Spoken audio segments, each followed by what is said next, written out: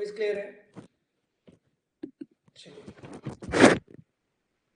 आज की क्लास में डिस्कस करने वाले न्यूबॉर्न इंट्यूबेशन कि न्यूबॉर्न इंट्यूबेशन या एंडोट्रेकियल प्लेसमेंट कैसे किया जाता है या कब किया जाता है। ठीक है, endotracheal intubation.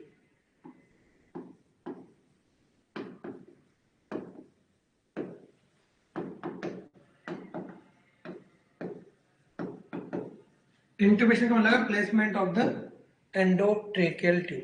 Good morning, voice clear है? यहाँ पर टॉपिक हमारे पास एंडोट्रेकियल इंट्यूबेशन। तो टॉपिक से रहेगा हमारे पास आज एंडोट्रेकियल इंट्यूबेशन। न्यूबॉर्न के अंदर बात करेंगे मैं बेसिकली इन न्यूबॉर्न।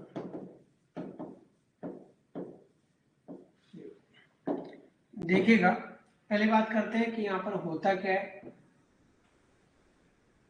तो हमारे पास ये क्या है, अगर बात करें यहाँ पर जो डिवाइस है उसकी बात करते हैं। सबसे पहले तो जो what is the indication, indication तो फर्स्ट वन हो गया हमारे पास बर्थ एक्सपेक्सिया। अगर किसी को बर्थ एक्सपेक्सिया सीवियर रेस्पिरेटरी डिस्ट्रेस है,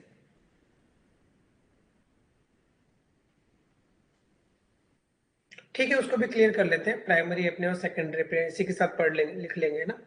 ठीक है, इंडिकेशन में क्या है, बर्थ एक्सपेक्सिया। सेकंड वन है हमारे पास यहाँ पर severe respiratory distress, severe respiratory distress. ठीक है, थर्ड वन हो सकता है कि एब्गार स्कोर, एब्गार स्कोर 0 to 3, या फिर हमें क्या मिल रहा है यहाँ पर 4 to 6। उस केस में भी कर सकते हैं, दोनों केसेस 0 to 3 या 4 to 6 हो सकता है। रेस्पिरेटरी या cardiopulmonary arrest, cardio pulmonary arrest. Even also the severe preterm baby and deficiency of lung sulfate। वैसे तो RDS लिख चुके हैं, लिखने का नीड नहीं है, फिर भी देखिए। अब देखो एंडोट्रेकियल इंट्यूबेशन क्या होता है। अगर एंडोट्रेकियल इंट्यूबेशन की बात करें तो ट्रेकिया के अंदर एक आर्टिफिशियल ट्यूब प्लेसमेंट करना, ताकि हम उसको क्या कर सके, वहां पर वेंटिलेट कर सके या वेंटिलेशन ब्रीथ दे सके। उसे क्या बोलते हैं, एंडोट्रेकियल इंट्यूबेशन। ईटी ट्यूब आप सबने देखा होगा, डायग्राम बाद में देख लेंगे एक बार और। तो एंडोट्रेकियल इंट्यूबेशन किस किस केस में करेंगे, जहां पर भी बॉडी के अंदर क्या होगा, हाइपोक्सिया होगा। तो यह कुछ इंडिकेशन दे रखा है कि बच्चा है जो बर्थ एक्सपेक्सिया का है, मतलब do not crying after birth, cry नहीं किया है, सीवियर आरडी है, ठीक है, रेस्पिरेटरी मसल रिट्रैक्शन देखने को मिल रहा है, एफगार स्कोर 0 to 3 है, 4 to 6 है, या कार्डियो पल्मोनरी अरेस्ट हो चुका है। तो उन सब चीजों में क्या करेंगे, हम यहाँ पर बच्चे को इंट्यूबेट करेंगे। क्यों करेंगे, अगर बच्चे को इंट्यूबेट नहीं किया जाएगा तो उसको क्या होगा, ब्रेन के अंदर सेल्स है वो डैमेज हो जाएगी, हाइपोक्सिया होगा सिग्निफिकेंट, और हार्ट रेट क्या चला जाएगा, बिलो 60 बीट पर मिनट चला जाएगा, और फिर हमें क्या करना पड़ेगा, वहां पर सीपीआर करना पड़ेगा। तो ऐसे बच्चों के लिए वेंटिलेट करने के लिए क्या करते हैं, यहाँ पर एंडोट्रेकियल ट्यूब प्लेसमेंट करते हैं। नेक्स्ट देखो यहाँ पर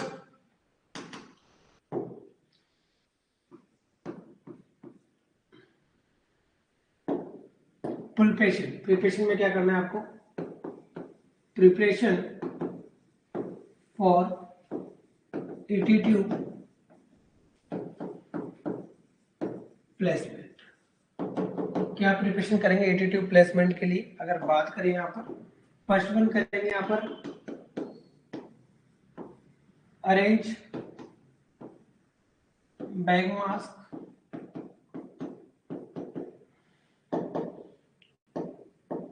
बैग मास्क अरेंज करना है। किसके लिए करेंगे, फॉर पॉजिटिव प्रेशर वेंटिलेशन के लिए, विद 100% O2, विद 100% O2। ठीक है, on the radiant warmer, on the priority नहीं यहाँ पर हमें करना है, रेडिएंट वार्मर। रेडिएंट वार्मर क्या करना है, हमें यहाँ पर ऑन करना है। नेक्स्ट वन क्या करेंगे,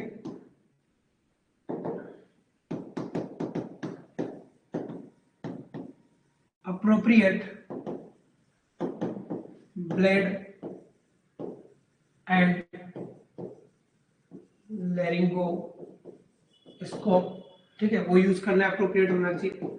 नेक्स्ट वन बात करें कि नेक्स्ट प्रिपरेशन क्या करें, अच्छे से पता होना चाहिए कौन सा ब्लेड यूज करना है ताकि हम क्या हो बार बार उसको बदलते ना रहे, ठीक है। अप्रोप्रिएट बैग मास्क वेंटिलेशन या बात करें अप्रोप्रिएट ब्लेड साइज होना चाहिए, अप्रोप्रिएट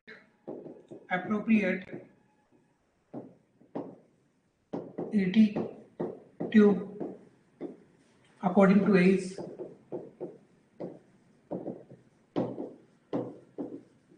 और नेक्स्ट वन है यहाँ पर ADR should be keep bed side. जो एड्रेनलिन ड्रग है वो क्या करना है, बेड साइड रखना है। तो किसी भी बच्चे पूछा जाए व्हेन यू आर एक सीवियर आरडी वाला पेशेंट आया है और आप कहाँ जा रहे हो, उसको इंट्यूबेट कराने जा रहे हो, तो सबसे पहले आप क्या अरेंज करके रखोगे, तो सबसे पहले अरेंज करेंगे बैग मास्क का ventilation, in radiant warmer on करेंगे, अप्रोप्रिएट ब्लेड एंड लैरिंजियोस्कोप सेट करेंगे। नेक्स्ट बात करें अप्रोप्रिएट ईटी ट्यूब सेलेक्ट करेंगे, और नेक्स्ट बात करें यहाँ पर कि एडीआर इंजेक्शन रखना है कि किसी वजह से अगर बच्चा इंट्यूबेट नहीं होता, सीवियर रेस्पिरेटरी डिस्ट्रेस में चला जाता है और हार्ट रेट कम होता है, तो फर्स्ट डोज वहां पर क्या देंगे, एडीआर देंगे और क्या कर देंगे, सीपीआर स्टार्ट कर देंगे। राइट डाउन कीजिएगा इसको, फिर आगे चलते हैं कि आगे क्या करना है। राइट करो इसको,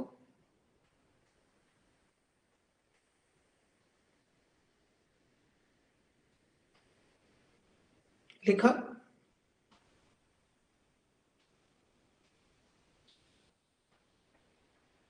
चले आगे।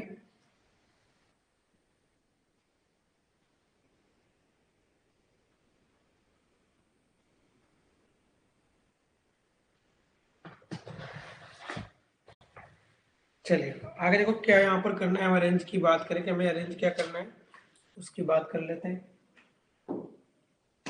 एक आपका क्वेश्चन था प्राइमरी अपने सेकेंडरी, वो भी डिस्कस कर रहे थे यहाँ पर। प्राइमरी एपनिया और सेकेंडरी एपनिया।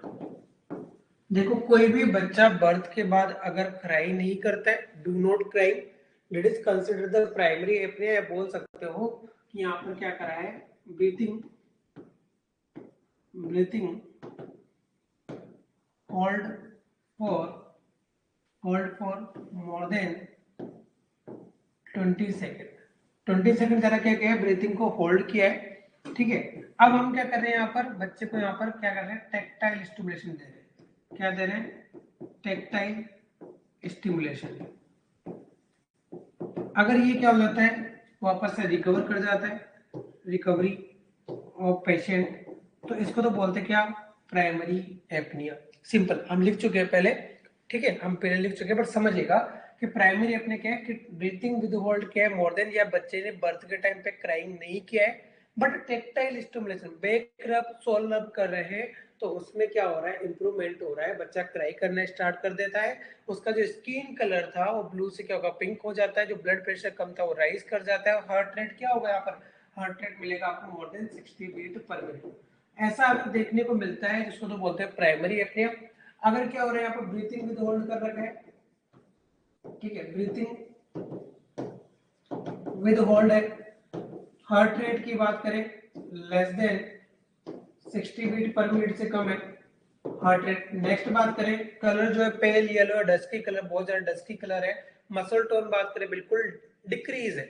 अब यहाँ पर अगर टेक्टाइल स्टिमुलेशन देते हैं, क्या देते हैं, टेक्टाइल स्टिमुलेशन देते हैं, स्टिमुलेशन करते हैं, ठीक है, टेक्टाइल स्टिमुलेशन देते हैं, और ये नहीं कर, क्या नहीं करता, रिकवर नहीं करता, do not recover, do not recover, ये अपने वापस से रिवाइव नहीं हो रहा है, या इसको काफी ज्यादा समय लग रहा है, मोर देन 19 सेकंड लग रहा है, तो उसको बोलेंगे सेकेंडरी एपनिया। क्लियर है बात, चले आगे एपनिया के बारे में। Primary apnoea when the baby is recover with tactile stimulation, secondary apnea when the baby do not recover by the tactile stimulation। हमें क्या करना पड़ेगा उसका, या तो सीपीआर करना पड़ेगा, या बात करें कि क्या करना पड़ेगा, वहां पर हमें उसको इंट्यूबेट करना पड़ेगा। चलिए ये हो गए हमारे पास बात यहाँ पर प्राइमरी एपनिया सेकेंडरी एपनिया। अब बात करते हैं यहाँ पे, देखो मेनली इंट्यूबेशन की बात कर रहे हैं कि इंट्यूबेशन कैसे करना है ना। इंडिकेशन पढ़ने में प्रिपरेशन देखिएगा। सबसे पहले हम क्या कर लेते हैं यहाँ पर, सेलेक्ट कर लेते हैं। फर्स्ट वन है यहाँ पर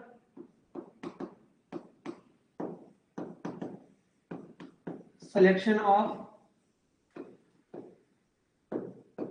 लेरिंगोस्कोप। दो तरह के लेरिंगोस्कोप आते हैं, ठीक है। एक आता है मिलर, दूसरा मैकिन्टोश।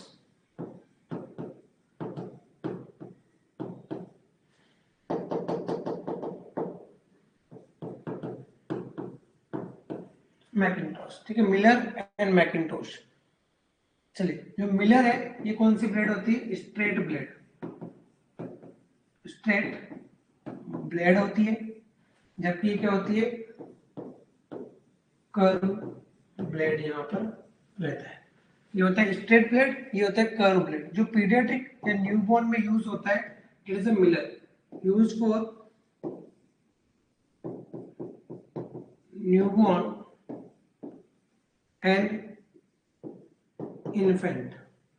मोस्टली किस एज ग्रुप में यूज करते हैं, न्यूबॉर्न एंड इन्फेंट। जो कर्व ब्लेड होता है इसको कहाँ यूज करते हैं, यूज फॉर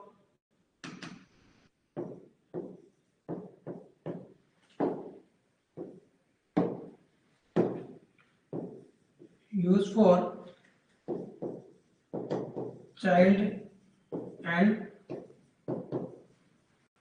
एडल्ट। लिखिएगा, चाइल्ड एंड एडल्ट के लिए यूज करते हैं।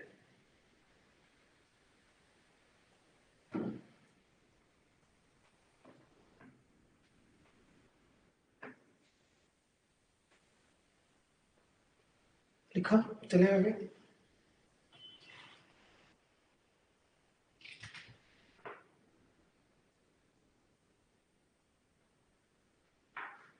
चले आगे। अभी तक होगा क्लियर कि हम क्या यूज करने वाले हैं यहाँ पर। अगर बात करें कि यूज क्या करेंगे, दो तरह की ब्लेड होगा, मिलर ब्लेड होगा, एक होगा मैकिन्टोश। जो स्ट्रेट ब्लेड होता है वो न्यूबॉर्न बेबी के लिए यूज करते हैं, इन्फेंट के लिए यूज करते हैं। जबकि बात करें चाइल्ड का, तो चाइल्ड के अंदर कौन सा यूज करेंगे, एडल्ट के अंदर कर्व ब्लेड या मैकिन्टोश ब्लेड वहां पर क्या करेंगे, जनरली यूज करेंगे। आगे देखिएगा, नेक्स्ट बात करते हैं यहाँ पर साइज अकॉर्डिंग टू यूज कैसे करेंगे। साइज की बात करें, यहाँ पर जो साइज होगा, अगर 00 है, किस ब्लेड की बात करें, मिलर, ठीक है। 00 जो ब्लेड होता है मिलर, वो किसके लिए यूज करते हैं यहाँ पर, अगर हम बात करें, दिखाई दे रहा है ना, चलिए प्रीटर्म बेबी के लिए। किसके लिए करते हैं, प्रीटर्म बेबी के लिए। 0 होगा, कौन सा ही बात करें, मिलर, किसके लिए यूज करेंगे यहाँ पर, अगर हम बात करें टर्म बेबी के लिए, ठीक है। नेक्स्ट में बात करें यहाँ पर 1, मिलर ब्लेड यूज करेंगे, किसके लिए यूज करेंगे यहाँ पर, at the age of 1 year, या इन्फेंट लिख सकते हो आप, इन्फेंट एज ग्रुप तक कौन सा करेंगे, मिलर यूज करेंगे। जो 2 नंबर ब्लेड होगा उसमें कौन कौन से, या तो मैक यूज कर सकते हो, मैकिन्टोश, या दूसरा मिलर यूज कर सकते हो, मैकिन्टोश या मिलर यहाँ पर यूज कर सकते हो। अगर एज ग्रुप की बात करें, ये कब तक यूज करते हैं, 2 नंबर, तो 2 to 12 years of age, ठीक है। Next 3 number Mac and Miller, ये कब तक यूज कर सकते हैं, मोर देन 12 इयर्स। और लास्ट होता है 4 मंथ, इससे बड़ा नहीं आता है, Mac and Miller, that is for the adult. बच्चों के अंदर इजीली ओकल कॉर्ड विजिबल हो, इसलिए स्ट्रेट ब्लेड का यूज किया जाता है। बिकॉज जो नेक का मूवमेंट है वो थोड़ा सा क्या होता है, डाउनवर्ड स्ट्रेट होता है, नीचे की ओर दबाव होता है वहां पर ओकल कॉर्ड, तो इसलिए स्ट्रेट ब्लेड यूज करते हैं। तो जब भी आपसे पूछा जाएगा कि न्यूबॉर्न के लिए किस प्रकार का एक ब्लेड यूज करते हैं, तो न्यूबॉर्न के अंदर हम क्या करते हैं, स्ट्रेट ब्लेड यूज करते हैं। कौन सा यूज करते हैं, न्यूबॉर्न के अंदर स्ट्रेट ब्लेड यूज करते हैं। लिखिएगा इसको, राइट डाउन करो। पहले प्रिपरेशन कर रहे हैं, क्या क्या प्रिपरेशन हमें करना है at the time of intubation. ऐसा तो नहीं कि डायरेक्ट इंट्यूबेट कर देंगे। तो ये प्रिपरेशन है आपका। अगर क्लिनिकल नॉलेज अच्छा है तो आपको ये पता होता है कि अगर कोई प्रीटर्म बेबीज आया है, प्रीटर्म का मतलब है लेस देन 37 वीक्स, या बात करें कि लेस देन 28 वीक्स प्रीटर्म है, मॉडरेट प्रीटर्म है, तो उस केसेस के अंदर हम क्या करेंगे, वहां पर जो ब्लेड यूज करेंगे वो according to age group use करेंगे। अगर बच्चा प्रीटर्म है तो 00, बच्चा टर्म है तो 0, अगर इन्फेंट है तो 1 यूज करेंगे। मिलर मैक एंड मिलर की बात करें 2 to 12 ईयर्स में 2 यूज करेंगे। 3 मैक एंड मिलर का भी यूज करेंगे मोर देन 12 ईयर्स, और 4 मैक एंड मिलर कब होगा, एडल्ट के अंदर यूज होगा। चले आगे, राइट डाउन किए, राइट डाउन किए तो आगे चलिएगा। लिखा है, बोलेगा। चलिए नेक्स्ट यहाँ पर आता है बैग मास्क सिलेक्शन। ठीक है, न्यू बोर्न के लिए बात कर रहे हैं, बैग मास्क सिलेक्शन। वैसे पहले भी लिख चुके हम, तो फिर भी देखो, अगर एम्बू बैग की बात करें फॉर न्यू बोर्न, जो एम्बू बैग रहेगा, ठीक है, artificial manual breathing unit bag रहेगा, वो कितना रहेगा यहाँ पर 250 ml। ठीक है, 250 ml का रहेगा बैग। ठीक है, अगर इन्फेंट होता, मैं लिख देता हूँ यहाँ पर भी, अलग अलग साइज का था, अगर इन्फेंट होता तो 750 ml क्या करते, यूज करते। नेक्स्ट बात करें रिजर्वोयर, यहाँ पर एक रिजर्वोयर लगा होता है इनके साथ, यहाँ पर साइज कितना होगा 500 ml, और यहाँ पर कितना होगा हमारे पास 1000 ml।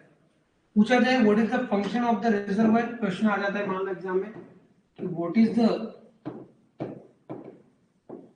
Function of reservoir in Ambu bag.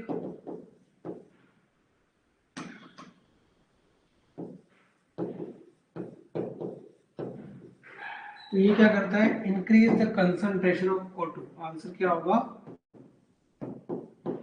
Increase the oxygen concentration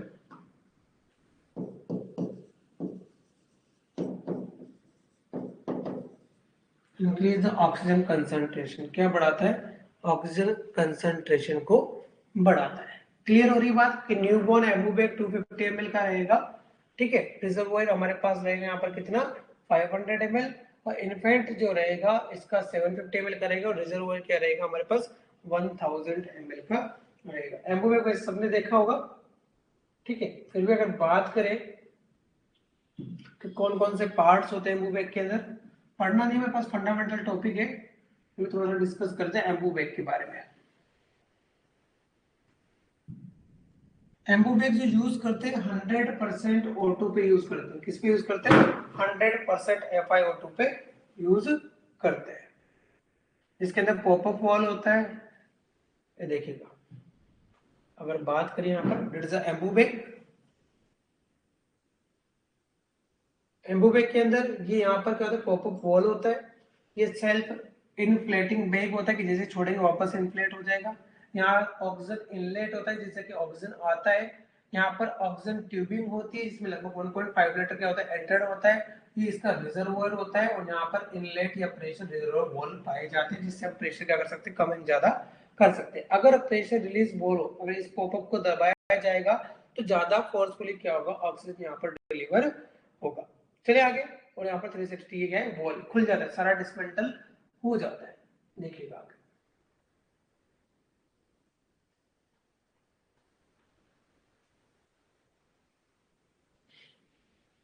ये सारे एम्बू बैग है जो हम देख रहे हैं डायग्राम के अंदर। अगर आता है तो पीडियाट्रिक भी दे रखा होगा यहाँ पर, अगर है तो ये पीडियाट्रिक एम्बू बैग है, छोटा साइज का आता है। ये नियोनेटल, देखो अगर देख के भी पहचान सकते, कई बार एग्जाम मान लो डायग्राम देख के किस प्रकार का है ना, तो हमें ये याद रखना है।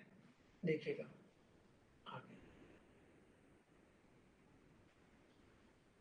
दो एम्बू बैग, ये हमारे पास जो होता है नियोनेटल एम्बू बैग है। किस प्रकार का है, नियोनेटल एम्बू बैग है। इस प्रकार का जो आता है बीच में एक लाइनिंग हो रहा है, नियोनेटल एम्बू बैग, क्या बोलते हैं इसको, नियोनेटल एम्बोबेक बोला जाता है। तो आपको पता है, बाकी और आप डायग्राम देख लेना, ऐसा होता है। आ जाइए इसके ऊपर बात करते हैं यहाँ पर मास्क की।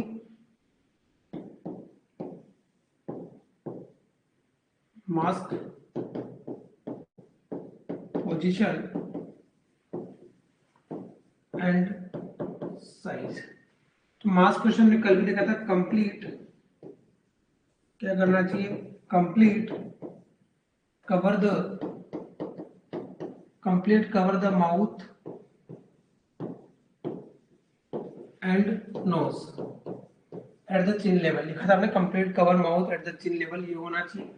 नेक्स्ट बात कर लेते हैं यहाँ पर साइज कि साइज क्या यूज करेंगे। साइज सिमिलर है, साइज क्या यूज करेंगे। अगर हमारे पास प्रीटर्म बेबी है, क्या है हमारे पास,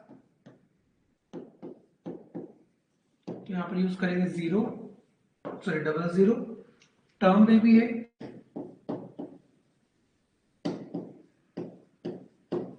तो 0। इन्फेंट हुआ तो इन्फेंट में कौन सा यूज करते हैं यहाँ पर 1। और चाइल्ड हुआ तो हम लिखेंगे यहाँ पर, और भी ऐसे 5 तक यहाँ पर क्या होता है साइज होता है। एडल्ट साइज क्या होता है 5 होता है, ठीक है। ओल्डर चाइल्ड आ जाएगा, फिर एडल्ट आ जाएगा, तो उसके लिए 5 होता है। जनरली ये साइज यहाँ पर यूज किया जाता है। बात करें टेक्निक्स ऑफ होल्डिंग, जो टेक्निक्स होती है होल्डिंग करने की, ऑफ होल्डिंग, वो क्या होगी, या तो सी टाइप होगी या फिर एंड ई टाइप, ठीक है। इस प्रकार से होल्ड करते हैं। अगर एडल्ट मास्क है तो, और बच्चों का मास्क तो सी टाइप में क्या बनाते हैं, सील बनाते हैं। तो टेक्निक्स ऑफ वेल्डिंग या तो सी टाइप होगी या ई टाइप में वहां पर क्या करेंगे हम यूज करेंगे। इसको भी लिखिएगा, राइट डाउन करो इसको।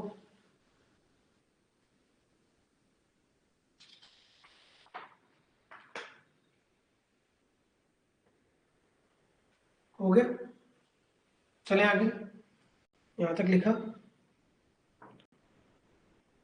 डन।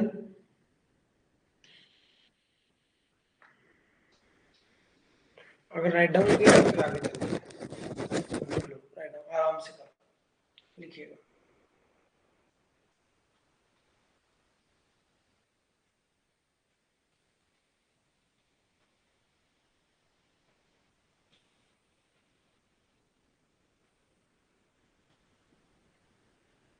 चलो आगे नेक्स्ट बात करते हैं यहाँ पर पोजिशनिंग।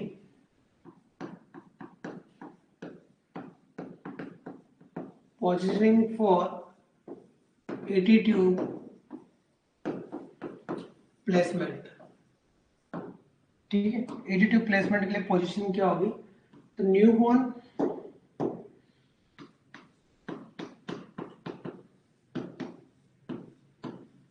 या बात करें चाइल्ड के अंदर, जो पोजीशन होती है वो होती है यहाँ पर कौन सी, sleeping position.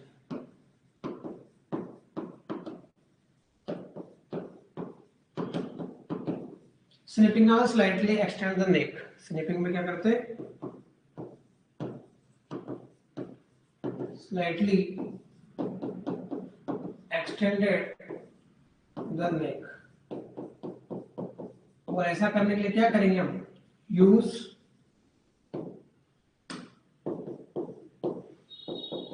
Toggle roll under the shoulder of baby. Use towel roll under the shoulder of baby, क्या करेंगे हम यहाँ पर टॉवल रोल यहाँ पर यूज करेंगे। तो स्लीपिंग पोजीशन देते हैं। दिल्ली एम्स 2018 में पूछा गया था, क्वेश्चन क्या था दिल्ली एम्स के अंदर 2018 में, कि ओबेज पेशेंट है, सीवियर ओबेसिटी है, ठीक है। तो उसके अंदर भी कौन सा पोजीशन यूज करते हैं, तो वहां पर भी बताया स्लीपिंग पोजीशन। इंट्यूबेट करने के लिए कौन सा पोजीशन यूज करते हैं, स्लीपिंग पोजीशन।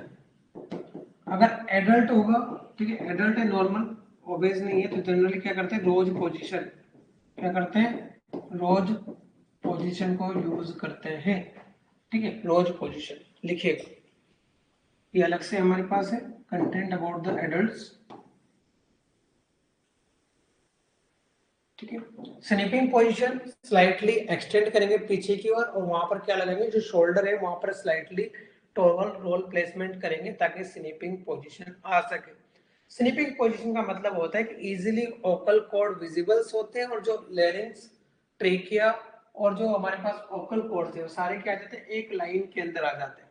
देखिएगा स्नीपिंग पोजीशन के बारे में, यहाँ पर इसलिए स्नीपिंग पोजीशन यूज किया जाता है।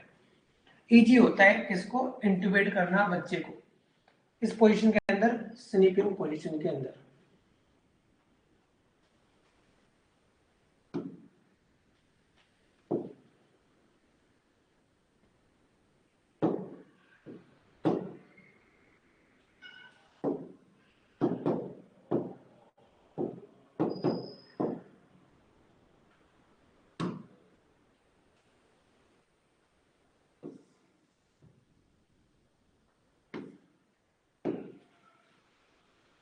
ये देखो यहाँ पर दिखा के रखा है स्नीपिंग पोजीशन। इन्फेंट हो गया, इट इज यूज स्नीपिंग पोजीशन।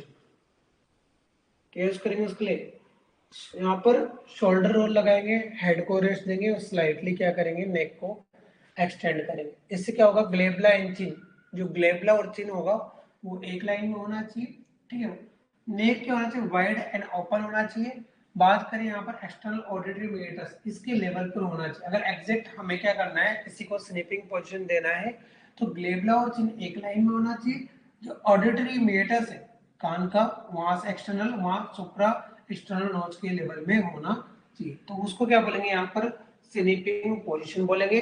या बात करें, इस प्रकार से ही न्यूबॉर्न का जो एयरवे है वो ओपन किया जाएगा, चाहे उसको आप सक्शनिंग के लिए ओपन करो, चाहे एंडोट्रेकियल ट्यूब इंट्यूबेशन करने के लिए ओपन करो। पूछा जाए how to open the neonatal airway, तो गिवन द स्नीपिंग पोजीशन, क्या देना है, स्नीपिंग पोजीशन देना है। चलिए बैक वापस से,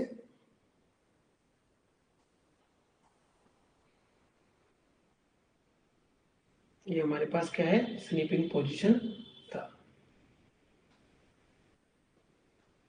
ये लिखा हुआ प्री इंट्यूबेशन पोजीशन भी लिखा हुआ है कि क्रिटिकल केस में अगर हमें प्री इंट्यूबेशन करना है तो उस केस में क्या करना है, ये पोजीशन यहाँ पर देना है। चलिए हटाते हैं इसको। देखा आपने अगर एग्जाम में आएगा तो कर पाओगे स्लीपिंग पोजीशन।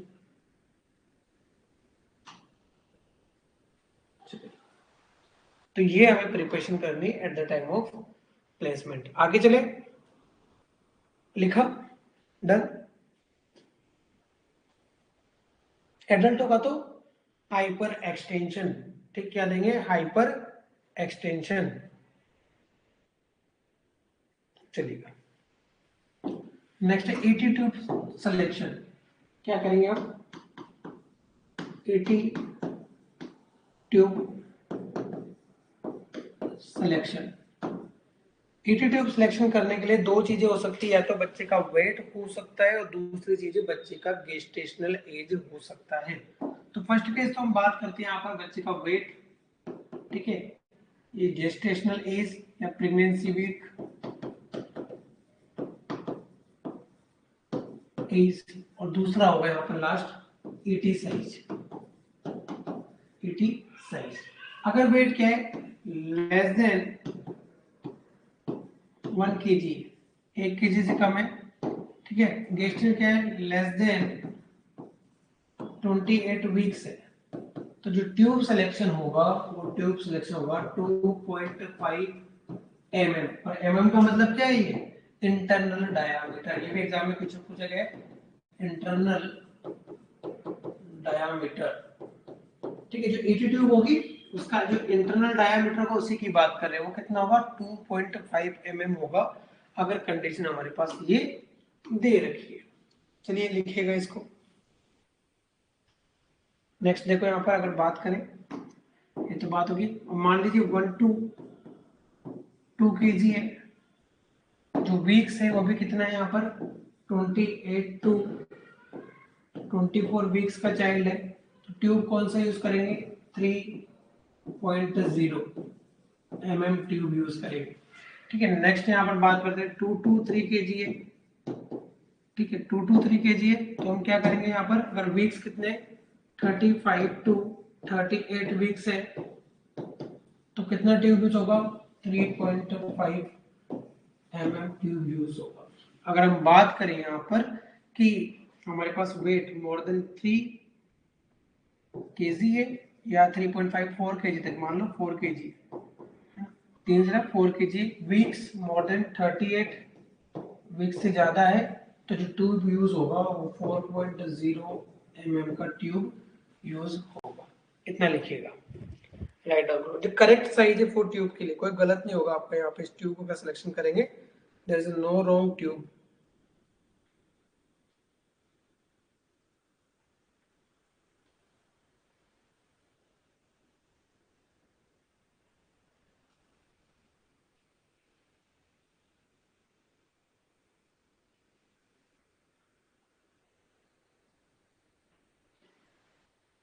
हो गया राइट डाउन, चले आगे।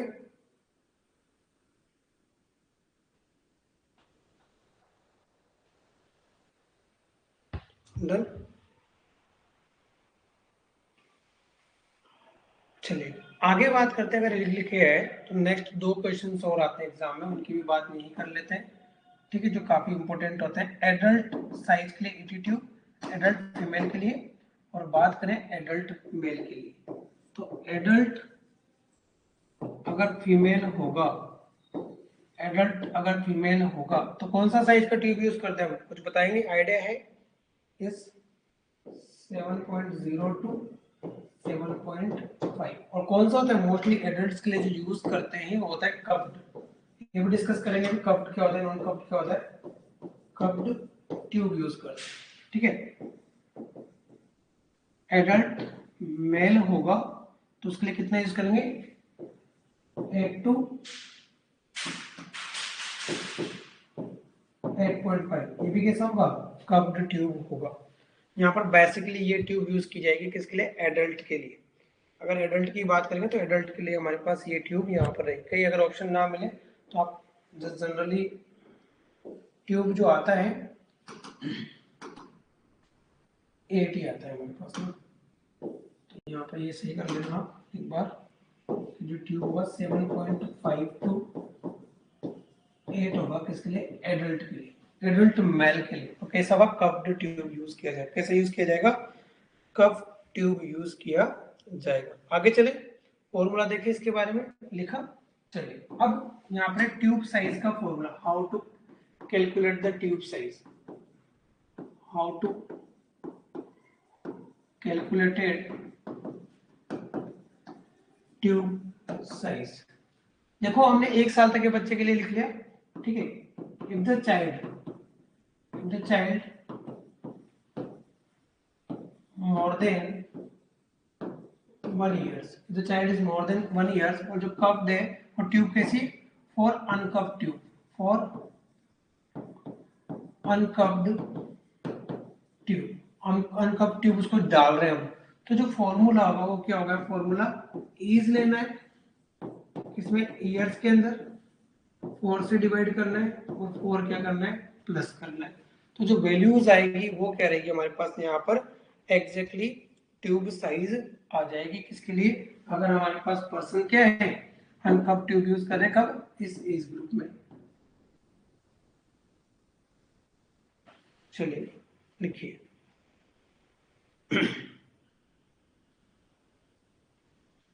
हमने बोला कि मोर देन 1 ईयर्स जो भी होगा उसकी बात कर रहे हैं, ठीक है। दूसरा बात करें यहाँ पर अनकप्ड tube, uncuffed tube size, formula क्या है इनकम ट्यूब साइज का, तो यहाँ पर भी क्या होगी, एज तो होगी ईयर में, age in year divide by 4 and plus 3। तो ये क्या है हमारे पास, किस ट्यूब का फॉर्मूला, अनकप्ड ट्यूब का फॉर्मूला है। एग्जाम में पूछे जा चुके हैं, वेरी वेरी इंपॉर्टेंट, एग्जाम में पूछा जा चुका है। राइट डाउन कर, सही चल रहा है हमारा क्लास, कोई प्रॉब्लम है अभी तक? How to calculate tube size, कि कितना ट्यूब साइज हम सिलेक्ट करेंगे। अगर कोई 1 साल से बड़ा बच्चा होगा तो एज को ईयर में रखेंगे, 4 से डिवाइड करेंगे और 4 क्या कर देंगे उसके अंदर प्लस कर देंगे। तो जो ट्यूब साइज आएगा वो क्या रहेगा हमारे पास यहाँ पर, कप्ड ट्यूब साइज रहेगा। ठीक है। नेक्स्ट बात करें अनकप ट्यूब, एज को ईयर में रखना है, 4 से डिवाइड करना है और प्लस क्या कर देना है 3 कर देना है। जो ट्यूब साइज रहेगा वो क्या रहेगा अनकप्ड ट्यूब साइज रहेगा। नाउअडेज जो यूज किया जाता है मोस्ट कॉमनली पीडियाट्रिक्स बच्चों के अंदर भी कप ट्यूब साइज यूज किया जाता है। पहले जनरली कब यूज करते थे अनकप्ड, सॉरी मैंने गलत लिख दिया, कप ट्यूब के बारे में है ना, अनकप्ड नहीं है कप ट्यूब। फॉर्मूला किसके बारे में, और uncuff tube size, sorry cuff tube size, cuffed tube size कब यूज करते थे, जनरली यूज करते थे आफ्टर 12 इयर्स ऑफ एज, 12 साल के बाद। But nowadays that is the practice के अंदर है कि पीडियाट्रिक बच्चों के अंदर भी कप ट्यूब यूज किया जाए, क्योंकि कुछ अमाउंट में देखा गया है कि धीरे धीरे जो कंटेंट है वो कहाँ चले जाते हैं, रेस्पिरेटरी ट्रैक्ट के अंदर चले जाते हैं। इसलिए कौन सा ट्यूब यूज करते हैं, कप्ड ट्यूब यूज करते हैं। कौन सा यूज करते हैं, कप्ड ट्यूब यूज करते हैं। लिखा ही आपने, चलो आगे और डिस्कस करें इंट्यूबेशन के बारे में। कंप्लीट राइट डाउन हो गया है तो चलेगा, और भी काफी इंफॉर्मेशन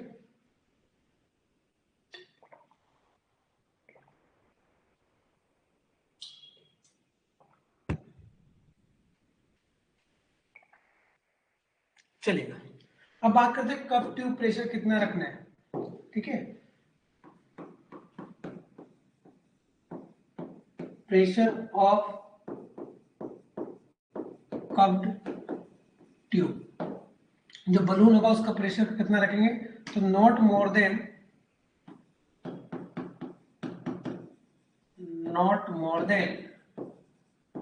20 mm ऑफ Hg, इतना फिक्स है, इससे ज्यादा नहीं रखना है किसी भी कंडीशन में, इससे ज्यादा नहीं रखना है, ठीक है। जो हम डालेंगे जनरली हम क्या करते हैं 2 ml एयर डाल देते हैं, है ना। तो not more than 20 mm of Hg, क्यों, because if pressure if pressure increase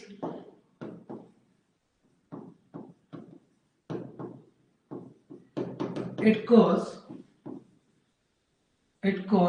क्या करेगा ulcer, it cause ulcer in air, जब अल्सर होगा तो ब्लीडिंग होना स्टार्ट हो जाएगा। बोला जाए कितने टाइम करना है, तो should be check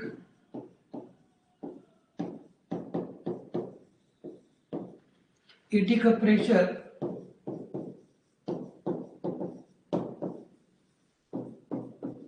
once in a shift, लिख सकते हो आप यहाँ पर every 4 hours, every 4 hours क्या करना है हमें, कप का प्रेशर चेक करना है। एवरी 4 आवर्स के अंदर क्या करना है, कप प्रेशर यहाँ पर चेक करना है। अगर कप प्रेशर बढ़ गया या बढ़ा हुआ तो उसको क्या होगा, लेरिंजियल एडिमा हो जाएगा, और लेरिंजियल एडिमा क्या करेगा, उसको लेरिंजियल अल्सर कोज कर देगा।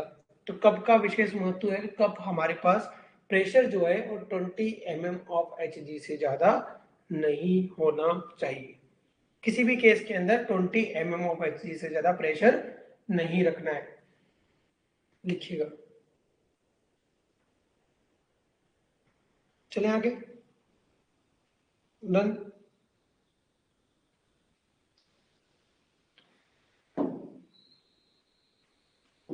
How to assess the cuff pressure, तो देखो इसके लिए क्या होता है, 80 कप प्रेशर मोनोमीटर आता है हमारे पास।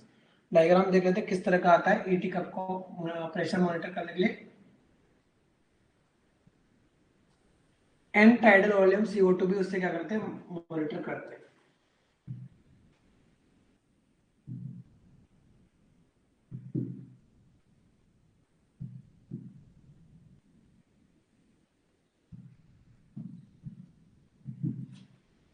एग्जाम इतना ही एडवांस होता जा रहा है, इसलिए हमें सब कुछ पढ़ना पड़ रहा है यहाँ पर, है ना।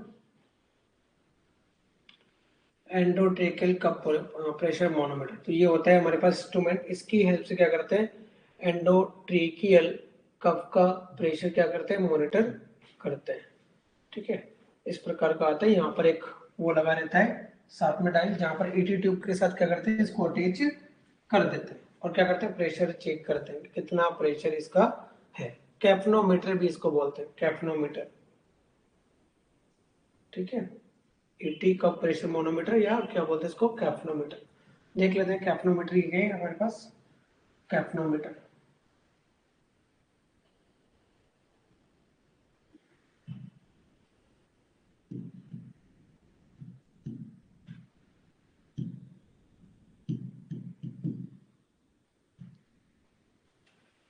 कैफनोमीटर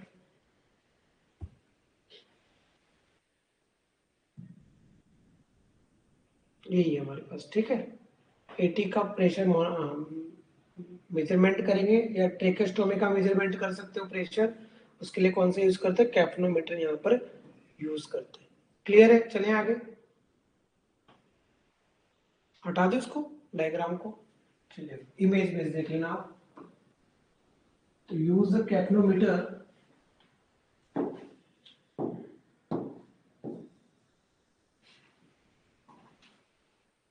use capnometer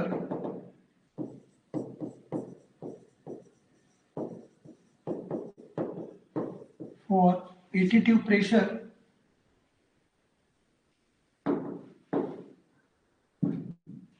for 80 tube pressure and CO2 tidal volume and tidal volume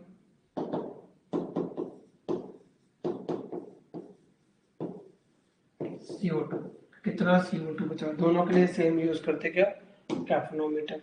next पूछा जाए कि यहाँ पर हाउ टू असेस द, ये तो बताएगा कि प्रेशर कितना है, what is the correct pressure है, पोजीशन क्या है, ठीक है। दूसरा 80 प्रेशर यहाँ पर क्या करेंगे, इसके थ्रू हम मेजरमेंट करेंगे। लिखिएगा इसको यहाँ तक, कर ले राइट डाउन, आगे चले, अगर राइट डाउन कर लिया है तो चलेगा आगे। ये हो गया हमारे पास ईटी के बारे में। अब देखो यहाँ पर नेक्स्ट है कुछ basic length, size of the tubes, size of tube according to endotracheal tube, ठीक है। पहला है suction catheter, suction catheter size कितना यूज करते हैं, उसको यूज करते हैं 2 multiply by endotracheal tube size.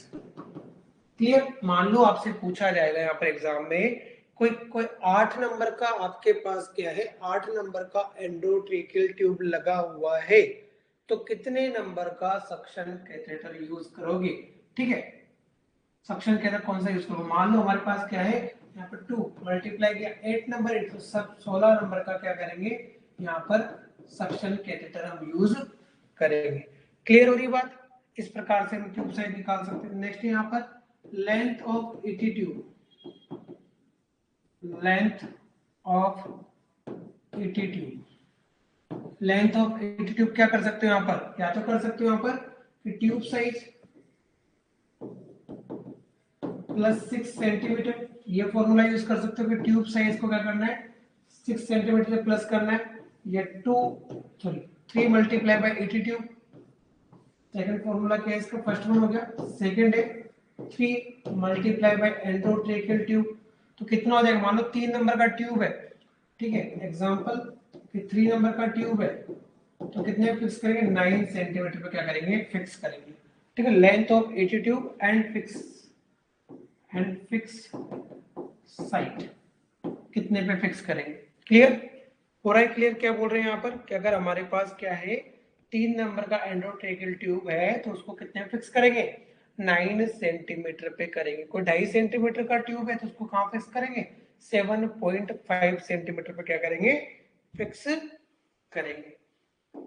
Next देखो आप, नेक्स्ट यहाँ पर chest tube size, chest tube size निकालने के लिए क्या करेंगे, 4 multiply by endotracheal tube size, 4 से मल्टीप्लाई करेंगे तो चेस्ट ट्यूब साइज आ जाएगा अकॉर्डिंग टू एज ग्रुप, क्योंकि इस एज ग्रुप में कितना चेस्ट ट्यूब साइज वहां पर क्या होगा, रिक्वायरमेंट होगा। नेक्स्ट बात कर लेते हैं यूरिनरी कैथेटर की बात कर सकते हैं यहाँ पर कि कैथेटर यूरिनरी कैथेटर के लिए क्या करेंगे 2 से मल्टीप्लाई करेंगे यूरिनरी कैथेटर साइज उसको भी क्या करेंगे 2 मल्टीप्लाई बाय एंडोट्रेकियल ट्यूब। अगर 2.5 सेंटीमीटर का है तो कितना यूज करेंगे यहाँ पर ट्यूब कैथेटर कौन सा करेंगे यहाँ पर 5 फ्रेंच का यूरिनरी कैथेटर यूज करेंगे किसके लिए उस न्यूबॉर्न के लिए। तो इतना लिखिएगा पहले जो राइट डाउन किया हमने फिर आगे डिस्कस करते हैं इसी के बारे में और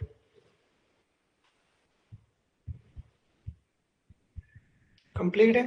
चलें आगे।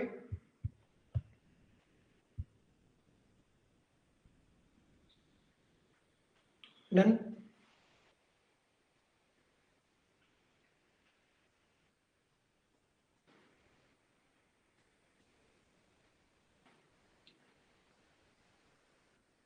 ठीक है नेक्स्ट वन बचता है इसके बाद हमारे पास क्या डिस्कस कर लिया अभी तक देखो। हाँ नेक्स्ट है procedure pre procedure and post procedure. Pre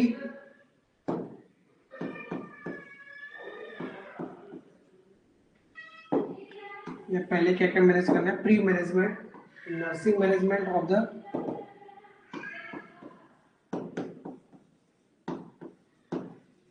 देखो इंपॉर्टेंट क्या है प्री प्रोसीजर फर्स्ट वन है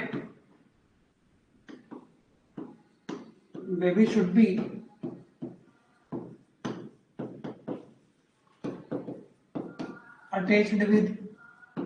attached with SpO2 probe।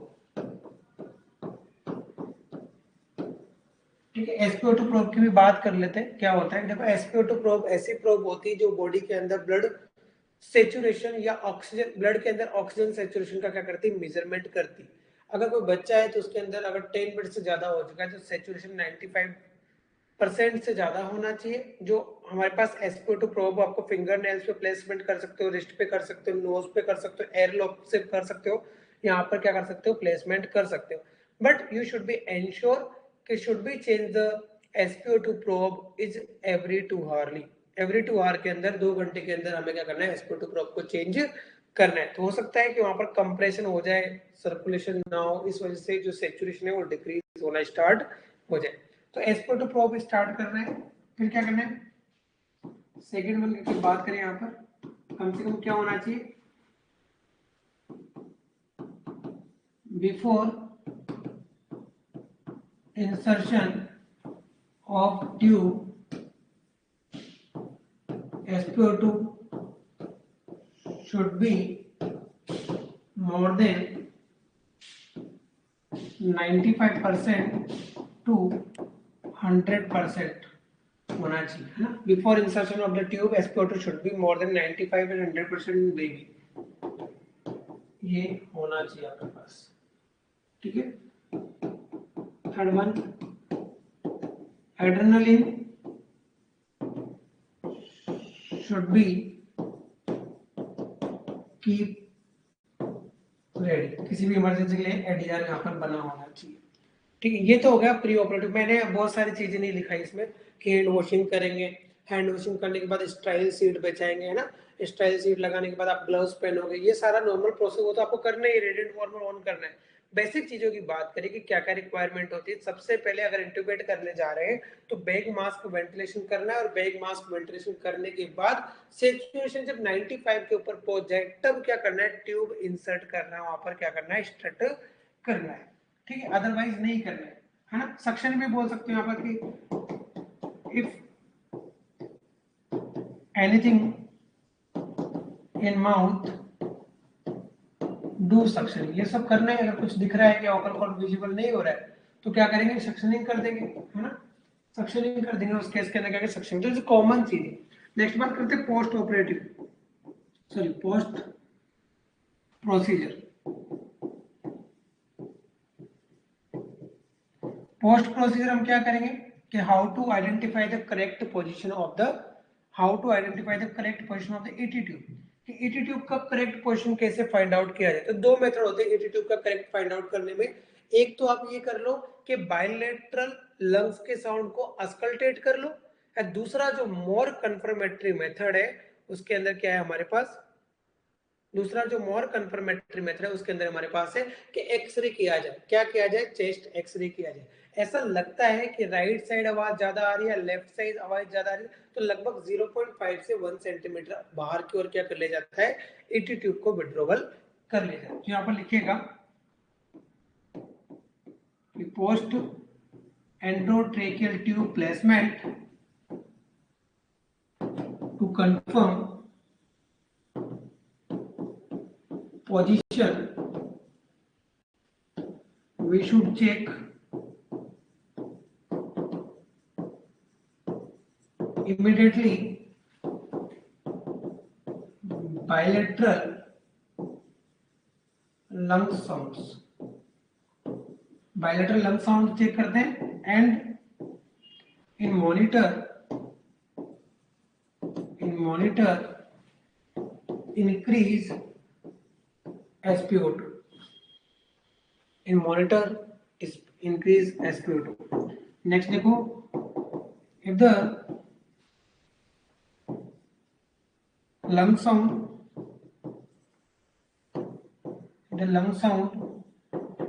unequal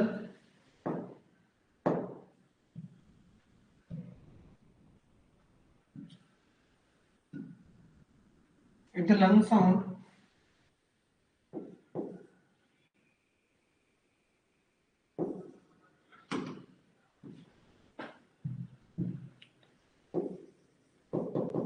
unequal, withdraw tube 0.5 to 1 centimetre. अगर अनइक्वल आते हैं तो क्या करेंगे, 0.5 से 1 सेंटीमीटर क्या कर लेंगे, विड्रॉ कर लेंगे और फिर लंग साउंड सुनेंगे। हो सकता है कि ट्यूब कई बार ट्रेक है, हमने जो साइज लिखा है उसके अकॉर्डिंग 0.5 या 1 सेंटीमीटर कम या ज्यादा हो सकता है, तो हम विड्रॉ कर लेंगे। Zero if the lung sound unequal withdraw the tube 0.5 to 1 centimetre. ये हम क्या करेंगे, यहाँ पर विड्रॉ करेंगे। आगे चले, लिखा है लास्ट वन लिखना है यहाँ पर इसके बाद कि कंफर्मेशन या confirmatory test for ET tube placement is x ray.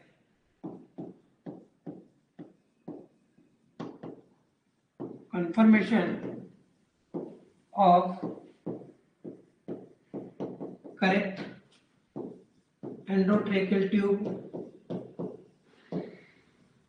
Placement क्या है, confirmation of correct ET tube placement check with x-ray. Important question कि कंफर्मेशन कैसे करेंगे, तो एक्सरे के थ्रू करेंगे, बाय द एक्सरे।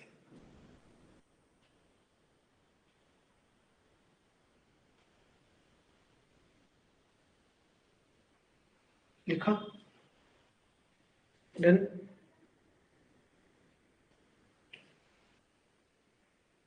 ये हो गया हमारे पास एंडोट्रेकियल ट्यूब इंट्यूबेशन, कि किस प्रकार से एंडोट्रेकियल ट्यूब इंट्यूबेशन करते हैं। समझ में आया सभी को?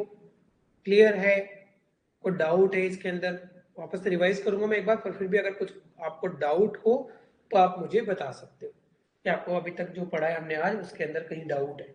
एंडोट्रेकियल ट्यूब इंट्यूबेशन के अंदर कोई भी साइज करेक्ट करना हो, कोई भी अगर हमें लगे तो हम यहाँ पर बात कर सकते हैं कि हमने आज डिस्कस किया एंडोट्रेकियल ट्यूब इंट्यूबेशन के बारे में। कोई डाउट है? नहीं है तो फिर देखो एक बार दोबारा से रिवाइज करते हैं। एंडोट्रेकियल ट्यूब इंट्यूबेशन न्यूबॉर्न जो इंडिकेशंस होते हैं उसमें हमारे पास बेसिकली कुछ इंडिकेशन ऐसे होंगे जिसमें कार्डियोपल्मोनरी रिससिटेशन का रिक्वायरमेंट होगा या बच्चे के अंदर हाइपोक्सिया, सीवियर हाइपोक्सिया रहेगा। ठीक है, तो यहाँ पर देखो बर्थ एक्सपेक्टेंसी सीवियर आरडी या फिर एफगार स्कोर 0 to 4 to 6 से कार्डियोपल्मोनरी अरेस्ट हो चुका है, तो हम प्लानिंग करते हैं किसका, एंडोट्रेकियल ट्यूब प्लेसमेंट का। जो एंडोट्रेकियल ट्यूब प्लेसमेंट है उसमें क्या क्या अरेंज करना है, बैग मास्क, सबसे पहले बैग मास्क वेंटिलेशन अरेंज करना है विद 100% O2 के साथ, नॉन रेडेंट वार्मर करना है, अप्रोप्रिएट ब्लेड एंड लैरिंजिस्कोप सेलेक्ट करना है, अप्रोप्रिएट ट्यूब साइज सेलेक्ट करनी है, और हमें क्या करना है, एडीआर बेड साइड अरेंज रखना है। अगर बच्चा सीवियर हाइपोक्सिया में जाता है तो रेडी रहना है किसके लिए, उसको इंट्यूबेट करने के लिए। एपनिया के बारे में डिस्कस किया कि टेक्टाइल स्टिमुलेशन के बाद अगर बच्चा ब्रीथिंग करना स्टार्ट कर देता है तो प्राइमरी एपनिया बोलते हैं, और टेक्टाइल स्टिमुलेशन के बाद बच्चा अगर वहां पर ब्रीथिंग करना स्टार्ट नहीं करता है उसको सेकेंडरी एपनिया बोलते हैं। नेक्स्ट वन हमने डिस्कस किया कि यहाँ पर जो सिलेक्शंस होता है मैकिन्टोश और मिलर, दो तरह के लेरिंजियोस्कोप होते हैं, एक होता है मिलर, एक होता है मैकिन्टोश। जो मिलर होता है वो स्ट्रेट ब्लेड आता है, जो मैकिन्टोश होता है कर्व ब्लेड आता है। जो मिलर ब्लेड है वो इन्फेंट एज ग्रुप तक कॉमनली यूज करते हैं, और जो कर्व ब्लेड है वो किसके लिए, अगर चाइल्ड से लेकर एडल्ट तक यूज करते हैं। बात करें यहाँ पर ट्यूब साइज की तो 00 मिलर ब्लेड यहाँ पर प्रीटर्म के लिए, 0 मिलर टर्म बेबी के लिए, 1 मिलर ब्लेड जो रहेगा वो इन्फेंट के लिए। साइज है 1 to 3 के साइज है। 2 किसके लिए यूज करते हैं, 2 to 12 years, 3 more than 12 years, और 4 जो रहेगा वो एडल्ट के लिए यूज करेंगे। नेक्स्ट बात करते हैं यहाँ पर ब्लेड साइज के बाद हमें क्या करना है, यहाँ पर बैग साइज सिलेक्ट करना है, कौन सा बैग यहाँ पर यूज करेंगे। अगर बैग की बात करें यहाँ पर तो हमें बैग मास्क वेंटिलेशन में न्यू बॉर्न के लिए, न्यू नेट के लिए 250 ml का एम्बू बैग लेना है, जिसके साथ 500 ml का रिजर्वोयर आएगा, और इन्फेंट होगा तो 750 ml, जिसके साथ 1000 ml का क्या होगा, रिजर्वोयर रहेगा। What is the function of reservoir, तो रिजर्वोयर का जो फंक्शन होता है उसका मतलब है इंक्रीज द ऑक्सीजन कंसंट्रेशन को ये क्या है, बढ़ाता है। बात करें मास्क पोजीशन साइज की, अगर हमारे पास बच्चे क्या है, प्री टर्म है तो 00, टर्म है तो 0, इन्फेंट है तो 1, और चाइल्ड है तो 2 यहाँ पर यूज करेंगे। जो टेक्निक्स रहेगी होल्ड करने की वो सी शेप्ड या ई बनाकर क्या करेंगे, होल्ड करेंगे। जनरली अगर न्यूबॉर्न बेबीज है तो उनके अंदर सी टाइप से ही होल्ड किया जाता है। नेक्स्ट बात करें पोजीशन क्या होना चाहिए, तो भाई यहाँ पर स्नीपिंग पोजीशन होना चाहिए, और स्नीपिंग पोजीशन बनाने के अंदर शोल्डर के नीचे शोल्डर रोल लगाएंगे और हेड को किसी चीज पे क्या कर देंगे, रेस्ट कर देंगे, तो वो होगा हमारे पास कौन सा, स्नीपिंग पोजीशन। ओबेज पर्सन है, एडल्ट ओबेज है, उसमें भी स्नीपिंग, और नॉर्मल पतला दुबला पर्सन है हमारी तरह तो उसको इंट्यूबेट करने के लिए क्या करेंगे, रोज पोजीशन यूज करेंगे या हाइपर एक्सटेंशन करेंगे। नेक्स्ट बात करें यहाँ पर ट्यूब सिलेक्शन साइज की, अगर कोई 1 kg का चाइल्ड लेस देन 28 वीक्स है तो 2.5 करेंगे, 1 to 2 kg है 28 से 24 वीक है 3 करेंगे, 2 to 3 kg है 3 to 5 35 से लेकर 38 वीकर्स है तो वहां पर 3.5 यूज करेंगे। 3 kg का चाइल्ड है मोर देन 3 to 4 kg और 38 वीक से ज्यादा 4 यूज करेंगे। एडल्ट फीमेल है 7 to 7.5 कब ट्यूब यूज करेंगे हमेशा, एडल्ट मेल है 7.5 से 8 हमेशा कौन सा होगा, कब्ड ट्यूब यूज यहाँ पर किया जाएगा। नेक्स्ट बात करें how to calculate the tube size, तो अनकव्ड और कव्ड ट्यूब कब यूज करते हैं, 1 ईयर के बाद, तो एज रखेंगे ईयर के अंदर 4 से डिवाइड करेंगे, 4 को प्लस करेंगे, किसके लिए, अनकव्ड ट्यूब के लिए। अगर कब ट्यूब है जनरली 12 साल के बाद यूज किया जाता है, अभी नाउअडेज सब में यूज करते हैं, तो वहां पर क्या होगा 4 इयर्स डिवाइड बाई 4 प्लस 3 क्या करेंगे वहां पर हम करेंगे, तो हमें मिल जाएगा वहां पर ट्यूब साइज। नेक्स्ट यहाँ पर कि कब प्रेशर कैसे मॉनिटर करते हैं, या कितना रखें, 20 mm ऑफ Hg रखते हैं, जिसका मॉनिटर हम किससे करते हैं, कैप्नोमीटर से करते हैं, जिसके अंदर एंड टाइडल वॉल्यूम भी मॉनिटर किया जाता है।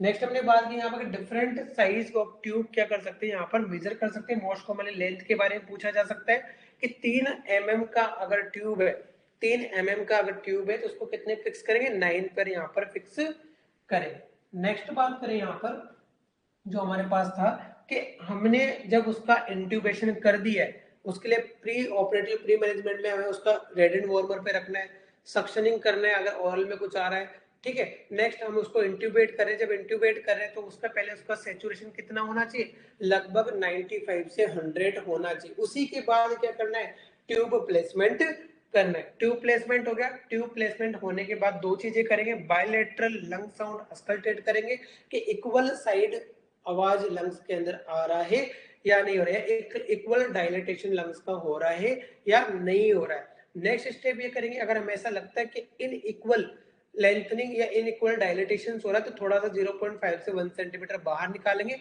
और फिर से बायलैटरल बैग मास्क वेंटिलेशन करेंगे और लंग साउंड अस्कल्टेट करेंगे। If the not confirm the correct position और सैचुरेशन भी राइज नहीं हो रहा है तो हम या तो ट्यूब को बाहर निकाल देंगे, और ट्यूब प्लेसमेंट सही लग रहा है, साउंड अच्छे से आ रहे हैं बट सैचुरेशन राइज नहीं हो रहा है, तो we are going for the x-ray. X-ray से क्या हेल्प मिलेगा, एक्सरे से दो चीजें होगी, तो correct position of ET tube पता लग जाएगी, सेकंड वन कोई पैथोफिजियोलॉजी जैसे मान लो राइट साइड इम्पाइसिम है, राइट साइड फ्लूइड कलेक्शन है, इस वजह से इन्फ्लेट हो रहा, उसके बारे में भी क्या होती है, इंफॉर्मेशन मिल जाती है। तो ये था हमारा आज का topic newborn intubation. Next class के अंदर डिस्कस करेंगे बर्थ एक्सपेक्सिया। आई थिंक क्लियर है।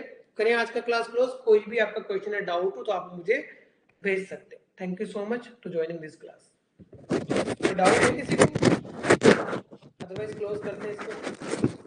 यस नो चलिए